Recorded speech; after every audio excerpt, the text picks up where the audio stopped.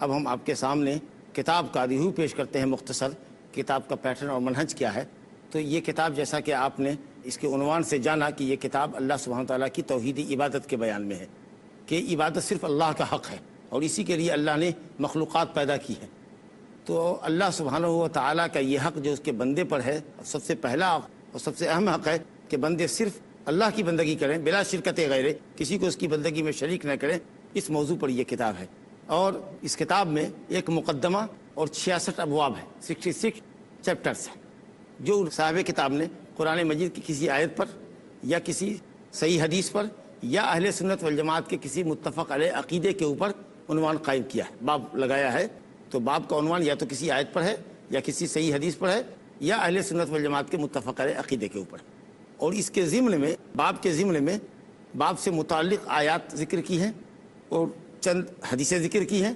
اور اس کے بعد صحابہ اور تابعین کے اور سلف علماء کے اقوال پیش کیے ہیں، اور پھر کتاب اللہ کی آیات، احادیث نبویہ اور آثار سے جو فوائد مستنبط ہوتے ہیں، جو مسائل مستنبط ہوتے ہیں، اس کو انہوں نے پھر آخر میں بیان کیا ہے۔ اور یہ بڑی عظیم کتاب ہے،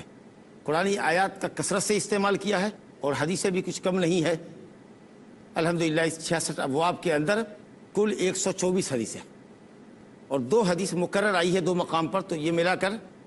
126 حدیثیں ہوتی، اور جس میں تقریباً نصف حدیثیں صحیح ہیں کی، صحیح بخاری اور مسلم کی یا بخاری اور مسلم میں سے کسی ایک کی 61 حدیثیں، ایگزیکٹلی 61 حدیثیں، 61 حدیث صحیح بخاری مسلم یا دونوں میں سے کسی ایک کتاب کی، اور 55 حدیثیں صحیح ہیں کے علاوہ دیگر کتب احادیث کی ہیں، ترمذی، ابو داؤد، نسائی، ابن حبان وغیرہ وغیرہ، اور وہ سب کی سب حسن یا صحیح ہیں۔ اس طریقے سے صرف 8 حدیثیں بچتی ہیں جن کی صحت اور ضعف کے اندر کہ حدیث صحیح ہے کہ ضعیف ہے اہل علم کا کلام ہے، کچھ علماء صحیح کہتے ہیں، کچھ علماء ضعیف کہتے ہیں، لیکن ایسی کوئی ایک روایت بھی اس پوری کتاب میں، بلکہ میں یہ کہوں تو مبالغہ نہیں ہوگا کہ شیخ الاسلام محمد بن وہاب کو اللہ رب العالمین نے فن حدیث میں ایسا دسترس دیا تھا اور ید طولہ حاصل تھا، ماہر فن تھے، کہ نہ صرف اس کتاب التوحید میں بلکہ کسی کتاب میں کوئی ایک ایسی روایت ذکر نہیں کیا جس کے ضعف کے اوپر امت کے علماء متفق ہوں، یا جو حدیث منکر ہو، موضوع ہو، گھڑی ہوئی حدیث ہو، اس طرح کی حدیثوں کو کبھی استدلال میں پیش نہیں کیا۔ ہاں ایسی روایتیں ہیں جن کی سند میں بعض علماء نے کلام کیا ہے، کچھ نے صحیح کہا ہے، کچھ نے ضعیف کہا ہے، اگرچہ تحقیق کے بعد معلوم ہوتا ہے علماء کے اقوال کا تجزیہ اور اس کو انالائسس کرنے کے بعد کہ حدیث ضعیف ہے، لیکن شدید ضعیف یا منکر یا موضوع یا باطل ایسی کوئی روایت نہ اس کتاب میں ہے اور نہ شیخ الاسلام محمد بن وہاب رحمہ اللہ کی کسی دوسری کتاب کے اندر ہے۔ تو یہ ہے کتاب کا منہج، اور اس میں جو عنوان ہے وہ کتاب التوحید کے عنوان